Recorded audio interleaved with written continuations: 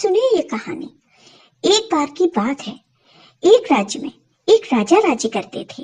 राजा बड़े ही प्रजा प्रेमी और सबका भला चाहने वाले थे। उनके राज्य में उनके परिवार को और प्रजा को किसी भी तरह की कोई कमी नहीं थी।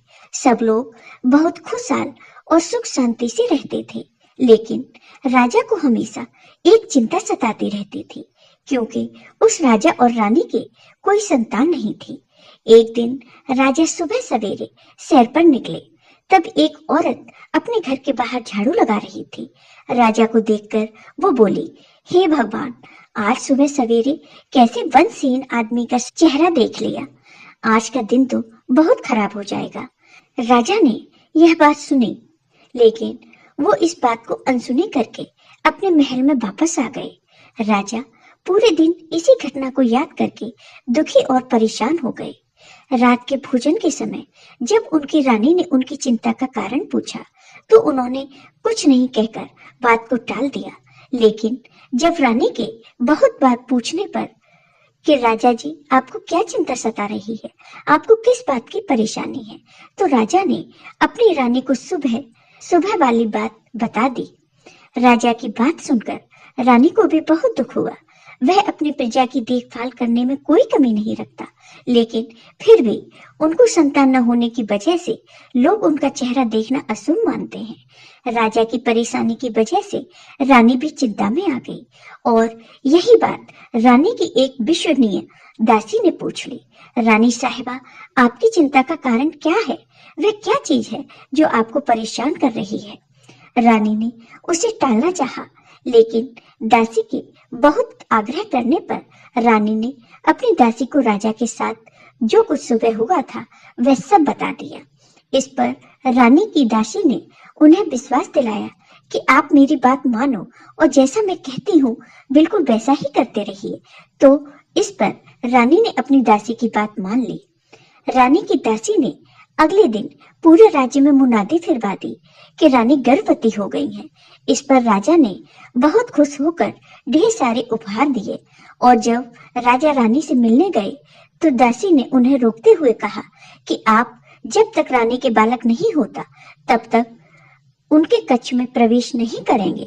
राजा के बहुत मनाने पर भी दासी नहीं मानी और राजा को वहां से वापस भेज दिया। रानी बैठे बैठे परेशान हो रही थी कि अपनी दासी के कहने पर मैं राजा से नहीं मिली, बल्कि पूरे राज्य की प्रजा से झूठ बोला कि वह गर्भवती है। धीरे धीरे समय बीतता है और 9 महीने पूरे हो जाते हैं और अब रानी को दिन रात चिंता सताने लगी। रानी बहुत बड़ी मुसीबत में फंस गई थी, क्योंकि उसे पता था कि राजा कभी भी आकर उनसे पूछ सकते हैं, बताओ हमारा बालक कहाँ है। तब रानी राजा को क्या जवाब देगी? रानी ने अपनी यह दुविधा अपनी दासी को बताई, लेकिन दासी ने उन्हें कहा कि आप निश्चिंत होकर मेरा विश्वास करें। तब दासी ने पूरे राज्य में यह मुनादी फिरवा दी कि रानी ने एक बहुत सुंदर पुत्र को जन्म दिया है।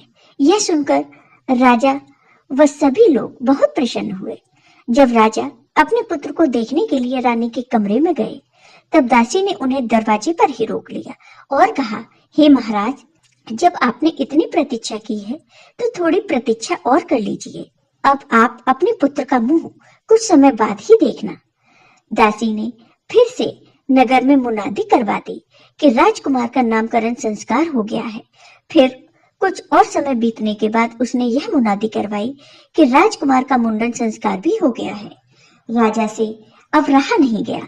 राजा रानी के कक्ष में रानी से मिलने गए। दासी ने उन्हें दरवाजे पर रोककर बोला, हे महाराज, अभी अपने पुत्र का मुंह देखना आपके लिए शुभ संकेत नहीं है, इसलिए आप अपने पुत्र को सिर्फ तभी देख पाएंगे जब वह 12 वर्ष का हो जाएगा। जब उसकी उम्र 12 वर्ष हो जाएगी तब हम उसका विवाह करवाएंगे। अब तो आप अपने पुत्र का मुंह उसके विवाह मंडप में ही देख सकेंगे। यह कहकर दासी रानी का कमरा अंदर से बंद कर देती है। धीरे धीरे समय बीतता है और 12 वर्ष पूरे हो जाते हैं। 12 वर्ष पूरे होने पर दासी ने अपने राजा से कहा, हे महाराज, अब आपका पुत्र 12 वर्ष का हो गया है। अब आप उसके लिए वधू ढूंढना शुरू कर दीजिए और शादी की तैयारियां करवाना भी शुरू कर दीजिए। राजा ने अपने पुत्र के लिए दूर देश के एक बहुत ही सुंदर राजकुमारी से अपने पुत्र का विवाह तय कर दिया। राज्य में राजकुमार की शादी की तैयारियां बहुत धूमधाम से चलने लगी। दूसरी तरफ दासी ने 1.25 मन चावल का आटा मंगवाया। इस आटे से उसने एक बहुत ही सुंदर और आकर्षक 12 वर्ष के बालक जितना पुतला बनवाया। इस पुतले पर दासी नेगी और मेवों से बहुत ही सुंदर सजावट की। इसके बाद दासी ने उस पुतले को बिल्कुल एक दूल्हे की तरह सजाया और एक पालकी मंगवाई। दासी ने उस चावल के पुतले को बहुत ही सुगंधित कर दिया और उस पालकी में बैठा दिया। दासी ने राजा से विशेष प्रार्थना की कि हमेशा मेरे ही साथ रहे हैं, इसलिए आज उनकी बारात में भी मैं उनके साथ पालकी में बैठूंगी। दासी की यह प्रार्थना राजा ने स्वीकार कर ली और बारात चलने लगी। चलते चलते बारात एक घने जंगल से गुजरी और रास्ते में जब संकटा माता का मंदिर आया तो वहां पर दासी ने विश्राम लेने के लिए कहा। इसके बाद दासी उस चावल के पुतले को पालकी में ही रखकर कुएं से पानी पीने के लिए चली गई। जंगल में संकटा माता और उनकी सहेलियों को बहुत ही अच्छी खुशबू आई और उन्होंने देखा कि यह खुशबू एक पालकी से आ रही है। संकटा माता और उनकी सहेलियों ने पालकी में झांककर देखा तो उन्हें पता चला कि पालकी में एक बहुत ही विशाल मानव रूपी मिठाई रखी है। सबने मिलकर उस मिठाई को पूरा खा लिया। मिठाई खाकर संकटा माता और उनकी सहेलियां वापस मंदिर में चली गईं। जब लोग कुएं से पानी पीकर वापस आए तो देखा कि पालकी में तो कोई नहीं है। यह देखकर दासी बहुत घबरा गई।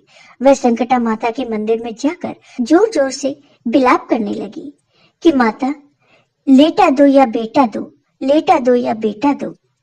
दासी का बिलाप सुनकर संकटा माता प्रकट हुई और दासी ने माता से कहा, हे माता, लेटा दो या बेटा दो, लेटा दो या बेटा दो। तो माता ने कहा कि अब मैं तुम्हें बेटा कहाँ से दूं? और मिठाई बहुत सुगंधित थी तो मैं उसे खा गई, लेकिन दासी ने बिलाप करना नहीं छोड़ा। तो संकटा माता ने उसकी बात मानते हुए कहा, ठीक है, मैं तुम्हें एक बेटा देती हूँ, लेकिन मेरी एक शर्त है। दासी ने कहा, माता बताइए आपकी क्या शर्त है? तो संकटा माता ने कहा, मैं तुम्हें एक बेटा जरूर दूंगी, लेकिन 24 घंटे के अंदर मैं अपना बेटा वापस ले लूंगी। दासी ने माता की बात मान ली और संकटा माता ने अपने चमत्कार से दासी को एक बहुत ही सुंदर 12 वर्ष का बेटा दिया। इतना सुंदर कि बालक को देखकर दासी तो आश्चर्यचकित ही रह गई। बालक को पालकी में बिठाकर जब वे सब विवाह स्थल पर पहुंचे तो राजकुमार को मंडप में बिठाया गया। तब दासी ने राजा से कहा, हे महाराज, अब आप अपने पुत्र का चेहरा देख सकते हैं। जब राजा अपने राजकुमार के पास गए और अपने बेटे का इतना सुंदर और भव्य रूप देखकर वह आश्चर्यचकित रह गए। तब राजा ने कहा कि बालक की ऐसी सुंदरता की वजह से आपने मुझे इतने वर्ष तक इसके पास नहीं जाने दिया, लेकिन अब मैं अपने पुत्र को जी भरकर देख लूंगा। राजकुमार का विवाह धूमधाम से संपन्न हुआ और सभी लोग वापस अपने राज्य आ गए। दासी ने रानी को अपने बेटे और बहू की आरती उतारने के लिए दरवाजे पर बुलाया, लेकिन रानी तो डर के मारे अपने कक्ष में कांप रही थी। रानी को यह लग रहा था कि उसके असल में तो कोई पुत्र नहीं है। यह बात जब राजा को पता चलेगी तो राजा उससे गुस्से में आकर भयंकर दंड देंगे। लेकिन दासी के बार बार बाहर बुलाने पर रानी ने जब खिड़की से बाहर देखा तो सच में ही एक बहुत ही सुंदर राजकुमार राजकुमारी को अपने दरवाजे पर खड़ा पाया। रानी पूजा की थाली बाहर लेकर आई और अपने बेटे को घर के अंदर प्रवेश दिलाया। दासी की चिंता बढ़ गई जब उसे संकटा माता की बात याद आई।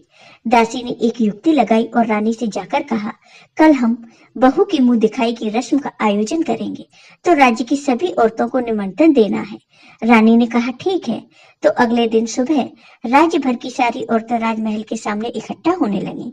दासी ने बहू को खूब अच्छे से सत्संग समझाया कि तुम्हें हर स्त्री के पैर छूने हैं, चाहे वह स्त्री किसी भी वर्ग की, वह किसी भी जाति की हो।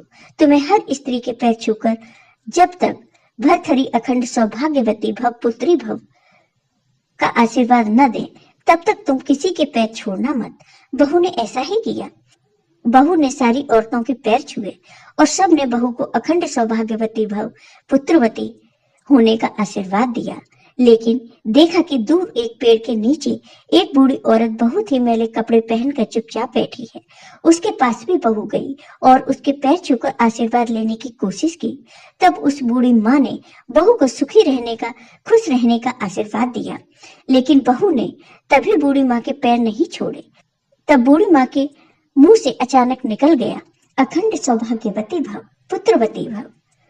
उनके इतना कहते ही दासी वहां भागते भागते आई और बूढ़ी माँ से बोली, हे माता, हमने आपको पहचान लिया है।